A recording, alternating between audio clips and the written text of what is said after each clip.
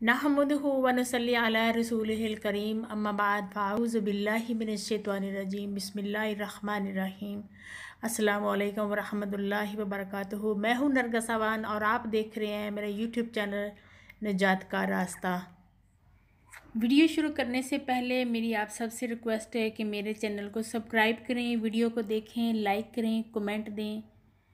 और चूँकि ये नेकी की बातें हैं, इस्लाम की बातें हैं, इनको शेयर करके दूसरों के साथ शेयर करके अजर अजीम हासिल करें।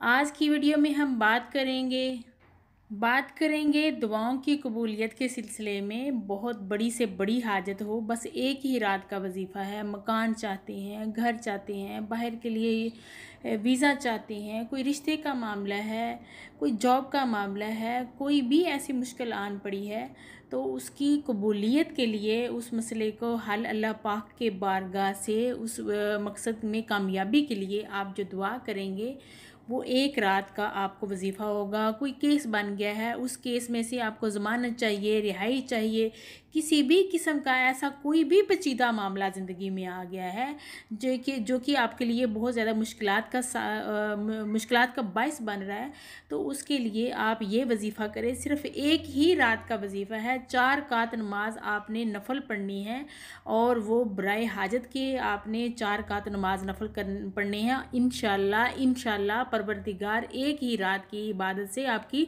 दुआ कबूल फरमा लेगा। क्योंकि मुझे दिया था, उन्होंने कहा था कि अगर ये वजीफ़ा करने के बाद किसी इंसान की हाजत बार नहीं आती या उसकी दुआ कबूल नहीं होती तो क़यामत के दिन मैं उसका जवाब दे दूँगा। तो ये बहुत बड़ी बात है। मैंने तो कई बार आजमाया और जिसको बताया है सब कामयाब हुए हैं। अल्लाह पाक ने सबकी दुआओं को कबूल फरमाया है। आज आपकी खिदमत में ये अनमोल चीज़ जो है ये पेश करने लगी हूँ। हजूर पाक सल्लल्लाहु अलैहि वसल्लम के हदीस मुबारक है कि जब भी आप कोई काम करो, इन्नमल अमालु बिन्निय्यात, कि नीयतों का दारोमदार जो है वो अल्लाह पाक देखता है। आपकी जो भी ख्वाहिश हो वो जायज़ हो, हलाल हो, इस्लाम के कानून के मुताबिक रहते हुए वो आपकी ख्वाहिश हो, इंशाल्लाह रब्बुल आलमीन आपकी ख्वाहिश जो है वो पूरी फरमाएगा। चलते हैं, मैं बात को लंबा नहीं करती, चलते हैं अपने वजीफे की तरफ। करना क्या है कि जुमेरात के दिन, जुमे के दिन में जैसे कि आपको पता है कि जुमे के दिन में एक घड़ी ऐसी होती है कि जिस घड़ी में रब्बुल आलमीन दुआ कबूल कर लेता है, हर दुआ कबूल हो जाती है। जैसे कि ये दिन जुमे का रख दिया गया है, लैलतुल कदर है, और जो ऐसी घड़ी होती है वो पोशीदा रख दी जाती है, उसके बारे में कुछ पता नहीं होता कि वो घड़ी कब है।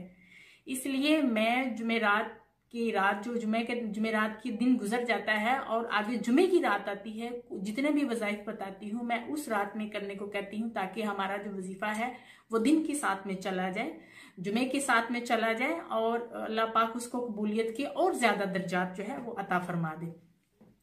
वजीफा कुछ इस तरह से है कि आपने जुमेरात के दिन, जुमेरात का दिन गुजर गया, रात को इशा की नमाज के बाद आपने दोबारा से नमाज पढ़ने के बाद दोबारा से वजू करना है। कपड़े आपके साफ सुथरे, जाहिर नमाज पढ़ी होगी, पाक साफी होंगे, जगह पाक साफ हो।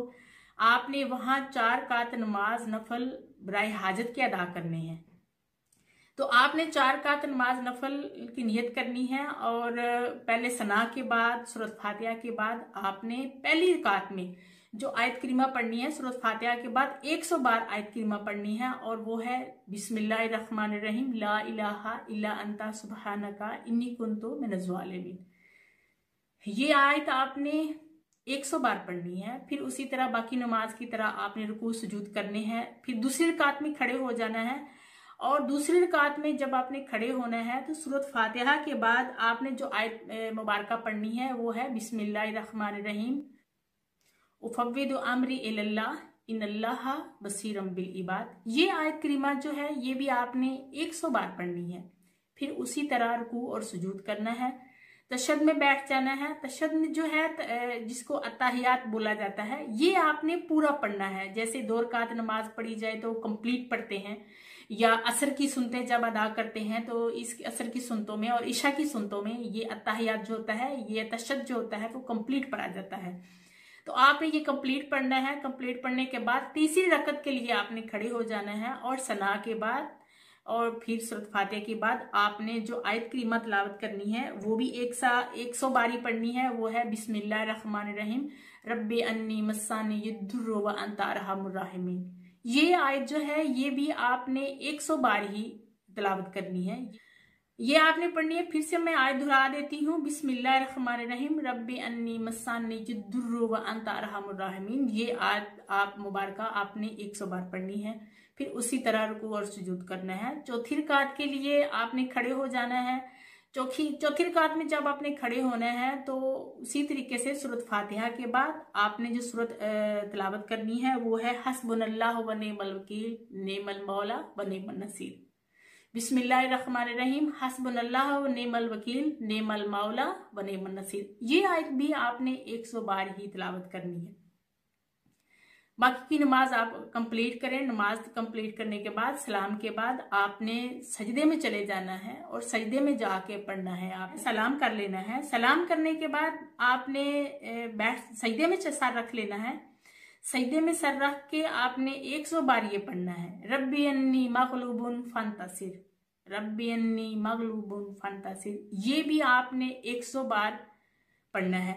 जब आप ये 4 रकात नमाज बराए हाजत के अदा करने लगे तो उससे पहले आपने 11 बार दुरूद शरीफ पढ़ना है और दुरूद इब्राहिम पढ़ना है, जो कि हम नमाज में पढ़ते हैं। वो आपने 11 बार पढ़ लेना है और 11 बार दुरूद शरीफ पढ़ने के बाद आपने नियत करनी है, बाकायदा दुआ करनी है कि रब्बुल आलमीन मेरी ये हाजत है, मैं इसके लिए तुमसे मदद मांग रहा हूँ, मेरी ये दुआ कबूल फरमाए। उसके बाद आपने नमाज अदा करनी है। और जब आपने सजदे में जाना है, सर रखना है, तो आपके जहन में आपके जो हाजत है वो हो। आप ये पढ़ रहे हैं बिस्मिल्लाहिर्रहमानिर्रहीम रब्बी अन्नी मगलूबुन फंतसिर, ये तो आप पढ़ते जा रहे हैं सजदे में सर रख के, लेकिन साथ साथ आपके माइंड में, आपके जहन में आपकी जो हाजत है वो भी हो। जब 100 बार हो जाए सजदे से सर उठाएं, दुआ करें और आखिर में दुरूद पाक पढ़ें और इंशाअल्लाह रब्बुल आलमीन आपकी दुआ एक ही रात में पूरी हो जाएगी। ऐसा कुछ है ही नहीं कि कुरान पाक की ये आयात जो है, ये जो दुआएं हैं, ये तमाम की तमाम अंबियाए कराम ने की हुई हैं और कुरान पाक की आयात हैं। रब्बुल आलमीन जो है वो आपकी दुआ को कबूल फरमाएगा इंशाल्लाह एक ही रात के अमल से ये हो जाएगा। लेकिन अगर आपको लगता है कि ऐसा कुछ नहीं है तो दूसरी रात आप ये अमल कर लें, इंशाल्लाह रब्बुल आलमीन आपकी जो हाजत होगी वो पूरी हो जाएगी। फिर इंशाल्लाह किसी और कुरानी अमल के साथ हाजिर होंगे। तब तक के लिए अपना ख्याल रखिए।